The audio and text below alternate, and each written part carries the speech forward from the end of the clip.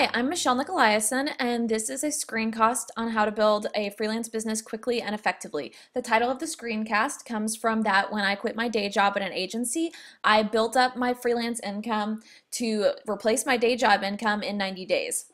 So I'm going to show you how you can do that same thing too. So, what most people are doing wrong with this. Most freelancers aren't proactive enough and they spend far too much time on the beginning and intake stages of a project, which creates lower profit margins.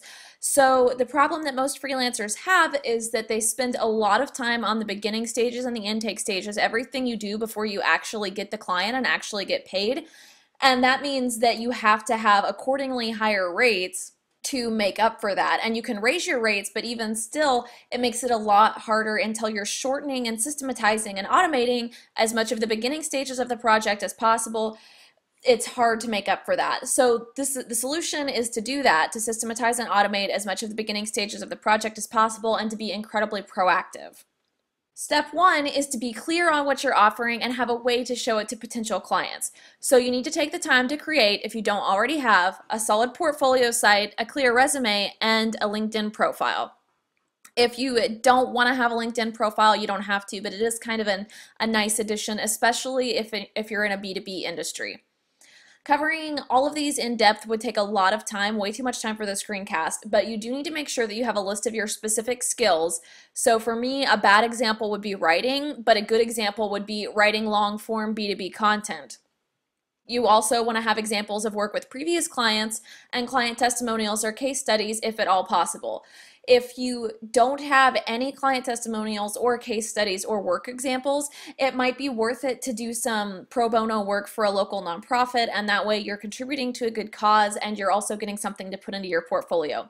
And of course, you want to have an easy way to contact you. So one example that I showcased in another screencast as well is this portfolio site. So it's got clean and simple web design right there on the beginning. The portfolio is right here. All of these menu bars are very clearly labeled. One of the problems that people get into is that they try to make it super clever, and you do want to add some personality wherever you can, but at the same time, making it too clever is going to confuse people and they won't know where they need to click to see what. So the most clever that Emily gets is that it says rave reviews instead of testimonials, but that's close enough. And of course, there's also a contact link front and center right there, really easy to see. So those are the things that you want to be adding to your portfolio. Step two is to follow up with your past clients. So if you have past clients, now is the time to get in touch. Previous clients are far more likely to buy from you again than a cold lead is, so you need to check back and see if they need any work from you. In your email, you want to include a personal touch about their life or their business. You want to update them on what you're doing now and include 1 to 2 suggestions that are relevant to your previous work together. So you don't just want to say like, "Hi Susie, I'm available for development work starting next month." You want to say, "Hey Susie, I saw your photos on Instagram and your trip to the Bahamas looked great with your family. I'm so glad you guys had that time together. I just wanted to let you know that starting next month, I'm going to have some more client availability than I typically do. And I wanted to check back and see if you needed any additional work for the website that we did last year. Maybe you want to make it mobile responsive, or maybe you want me to just change the theme some." And then you have a nice closing note. But having customized suggestions that are relevant to their previous work together, to their interests, and to what their business is doing now, or whatever they're doing now, that will make it a lot more likely for people to say yes than if you just send them a note and you're like, "Hey, just so you know, I've got openings next month." Step three is that you want to make it easy to find gigs. So one way that freelancers waste time in the early stages of a project is by checking job sites every few hours. We've all done that thing where we don't really have any work projects to be working on, and so we check Craigslist, and then we go and we kind of like tweak our resume a little bit, and then we check Craigslist again an hour later, and then we go do something else, and we just keep checking those sites, and it's 5 or 10 minutes at a time, but it really adds up over the course of the day. So instead of doing this, you want to set it up so that the job listings come to you. Some job boards do have an email notification option, but if they don't, you can use a site like IFTTT to get a notification in your inbox of new listings for a Craigslist search or for an RSS feed. And then what you can do is you can check your email 1 to 2 times a day, sort through those results and weed out the ones that are a bad fit right away, and then pitch the gigs that you're interested in ASAP. So IFTTT, this is what my dashboard looks like, and you can see I've got it set up for RSS feeds. A lot of these are disabled because I'm pretty much currently at capacity, but RSS feeds for Media Bistro searches, for Craigslist searches, things like that. And then that way it just sends me an automated email and I can pitch right away. Which brings me to step number 4, which is make it easy for you to pitch gigs. The second mistake that people make is after spending too much time looking at job boards, they spend too much time creating pitch emails, and that's where a lot of freelancers go wrong. It's really easy to sit and to craft an email until, like, you spend 30 to 60, sometimes more minutes on a pitch email because you just really want to make it really, really good, right? And that's a good impulse, but if you're spending 60 minutes on every single pitch email, then you can't pitch that many gigs a day, and that makes it really hard to build up your business quickly. So instead, what you want to do is create a pitch email template. If you have more than one area of expertise, you can create a template for each area of expertise. So for example, if you do a lot of JavaScript work, but you're also really good at WordPress, then you can create a pitch email template that for each area of expertise. And then you want to store those templates somewhere that are easily accessible, like Google Docs or Evernote, or put them in a text expander tool like Text Expander or Atext. Atext is about $5, but it's only available for Mac.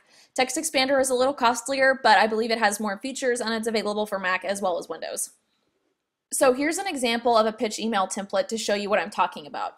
It's, you mention the job board that you saw them in, and then you say you can find my resume attached and you can view my online portfolio here, and you can add more than one link. So typically what I do is I say you can find my online portfolio here, and then I have a link to my portfolio homepage, and then I have a link to, like, these are my writing samples and these are my client case studies, and I link to those specific pages. And then you want to talk about why you'd be a great fit for this, and this is where having a different pitch template for each area of expertise comes in. So a good structure for this is one sentence covering your overall background, one sentence that mentions your expertise, like 3 to 5 years and blah, blah, blah. And if you have any specialties within that expertise, this is the place to mention it. And then 1 or 2 sentences that mention a specific project that's relevant to this gig. So what I do want to emphasize with this is that you're not trying to create something that you can literally just copy and paste and send. Don't want to do that because it will sound like a form email. Instead, what you want to do is just give you something that does about 75% of the work for you, so that you can spend 10 to 15 minutes, start out with a good basic template, and then tweak it and refine it so that it matches the job posting, and send it in like 5 to 15 minutes instead of taking 30 to 60. And this can really speed up your pitching process, which of course can make it easier to get gigs faster. Which brings us to step number 5, which is turn it into a numbers game. You don't want to set results-based goals for your pitching or for getting gigs, even though that seems counterintuitive. It's really easy, especially since you're focusing on your income. It's really easy to say, okay, I need to get 3 new projects this week. But if you do that, then you can get discouraged if that doesn't happen. And the thing is that you can do everything within your power, and sometimes you just won't get a gig, and that's okay. So instead of doing that, you need to put your focus on the things that you have 100% control over. So in this case, that's how many gigs you're pitching. Not how many gigs you get, but how many gigs you're pitching. So pick like 3 to 5 is typically the number that I say and that I did. This is the number that I did when I was really trying to build things up and ramp them up fast because I had to replace that day job income.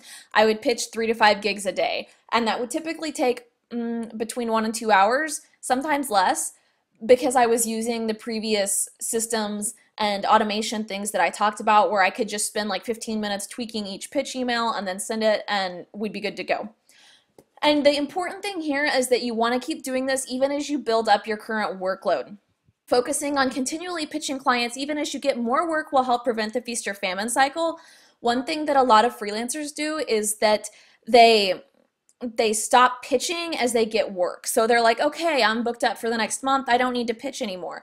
But the problem is that if you don't keep pitching things and if you don't keep things in your pipeline, then when you come to the end of your current workload, you're going to find that you have a 30 to 60 day lead time before you get any more paying work, which creates these horrible, like really big peaks and really big valleys in your income. And you just really don't want to do that. It's an unpleasant experience. Step number 6 is working on your social media and content marketing at the same time. The idea here is that you're using this time, this 90 days, to be super proactive, but you also want to build up inbound marketing and referrals. And that way, in 3 to 4 months, when you've been doing all of this for about 6 months, you'll have people coming to you instead of you always having to pitch people.